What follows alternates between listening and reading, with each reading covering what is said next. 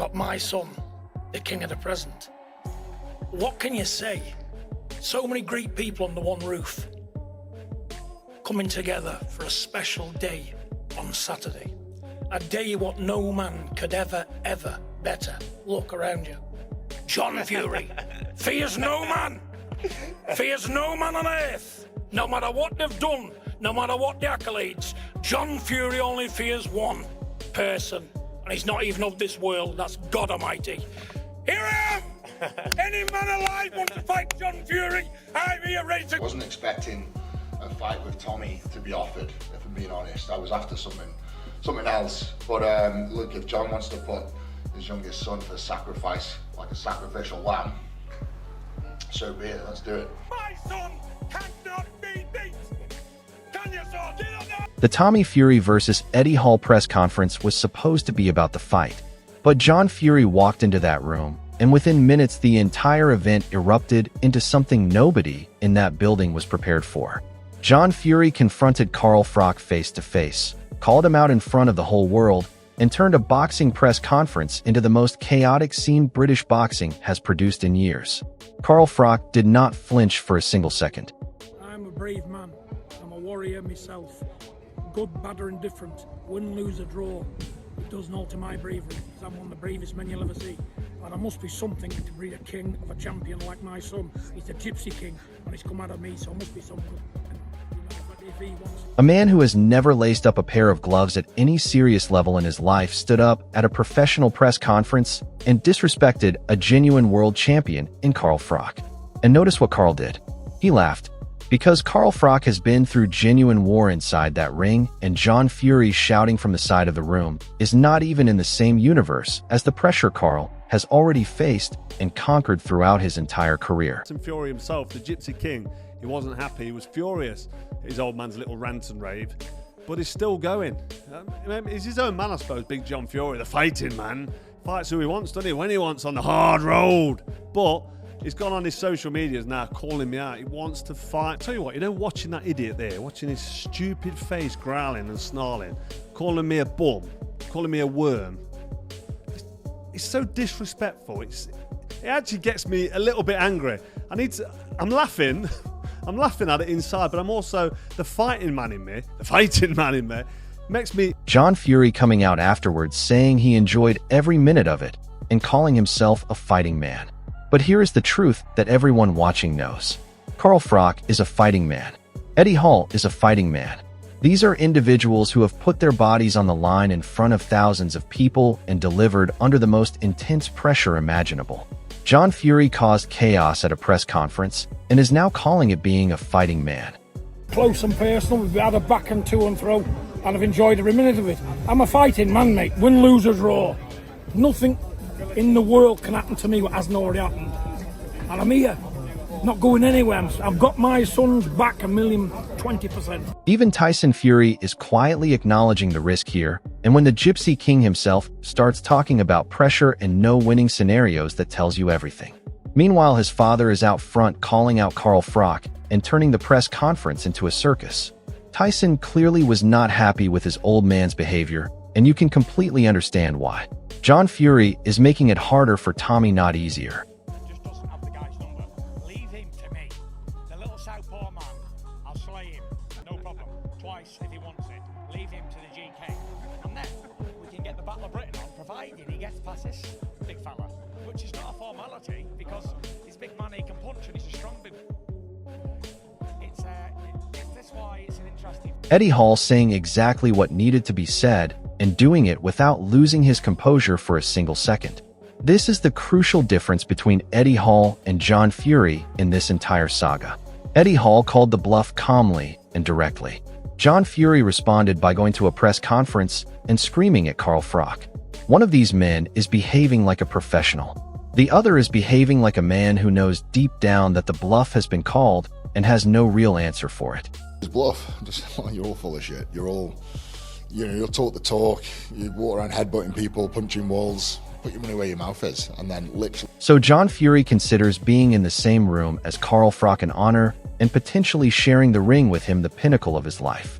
Yet at the very same press conference he stood up and called Carl Froch a bum and a worm. That contradiction tells you everything you need to know about John Fury. He respects Carl Froch enormously, but cannot help himself from destroying that respect the moment a camera is pointed in his direction.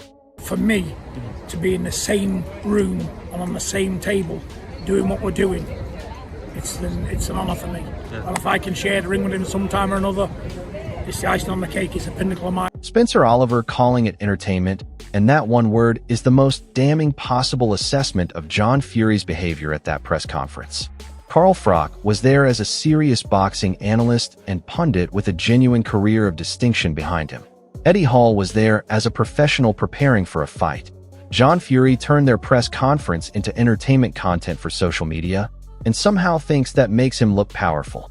It does not. It makes him look desperate. I did. That's John Fury though, isn't it? He's like sheer entertainment, you know what I mean? He fits into this world, you know, this social media world so well, John Fury, because he is entertainment. Do you know what I mean? He's just one of those guys. John Fury admitting on camera that being a touch mad means it works every time, and that is the most revealing thing he has said throughout this entire saga. Carl Froch knows this. Eddie Hall knows this. They have both been using John Fury's own emotional instability as a tool against him from the very beginning. And John Fury just confirmed publicly that it is working perfectly. Carl Froch did not need to scream or call anyone names at that press conference. He just needed to be Carl Froch, and John Fury imploded all by himself. It's, you know what it is, all I could do, you know, I let some kids get under my skin.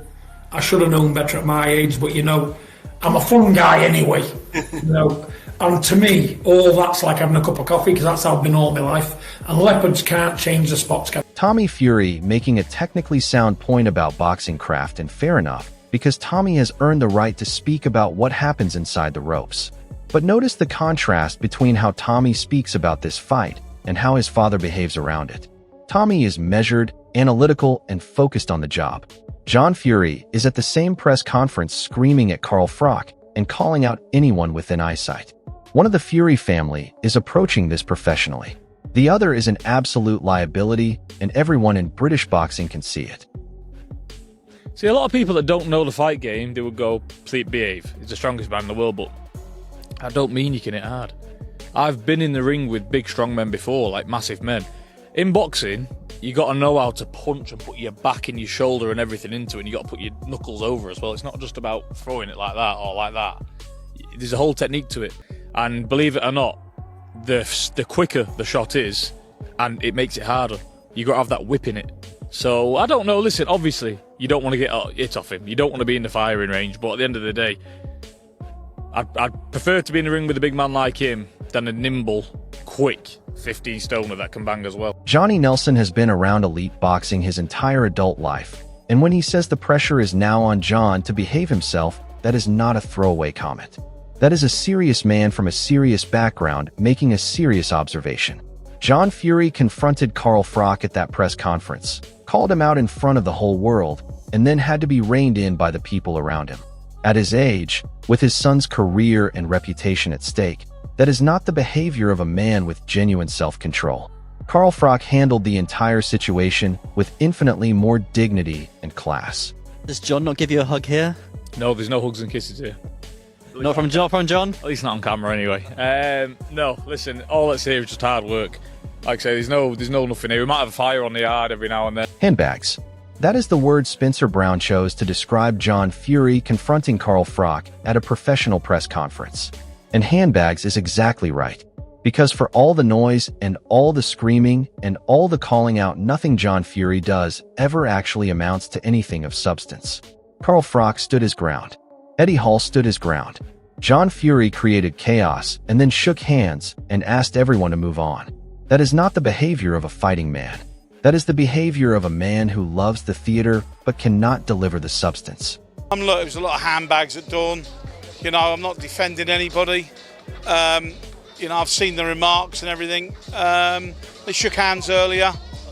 You know, the guy did say some stuff, and I want to forget it and put it to the back of my mind. John Fury is back on the same talking points he has been recycling since this fight was announced.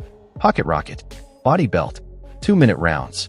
Meanwhile, Carl Froch is on television giving precise, intelligent, respected analysis of the fight, and Eddie Hall is in the gym preparing his body for the biggest night of his sporting life. John Fury is doing press conference confrontations and social media callouts. The contrast between the people he is taking shots at and the man he actually is could not be more glaring. You don't know what he's in for. He thinks because Tommy's small. Tommy's like a pocket rocket, isn't he, compared to him? And I got that body belt and I'm feeling the power. He can't take that. That's why he wants to do 2-minute rounds, isn't it? He can't do the 3. I can't blame him. You've got to give Eddie all props because he's not a fighter. He's going to get in with Tommy knowing full well what can happen to him. And the only thing he's going to try and do is swing. He won't even be able to hit him. Wade Plemons raising genuine technical questions about Eddie Hall's boxing IQ. And these are fair observations that deserve serious discussion. But here is the thing that every analyst keeps overlooking. Eddie Hall has spent his career mastering the precise application of explosive force under maximum pressure and in front of a global audience. That requires timing, spatial awareness, and controlled aggression at the highest possible level. And after John Fury's behavior at that press conference confronting Carl Froch and turning the whole event into a sideshow, Eddie Hall walks into this fight with the support of the entire neutral boxing public behind him. That matters more than people give credit for. Pull off a miracle right hand. What I'm seeing makes me even more skeptical that that's possible because he doesn't understand space and distance. He doesn't understand timing and rhythm. He doesn't understand how valuable his right hand is.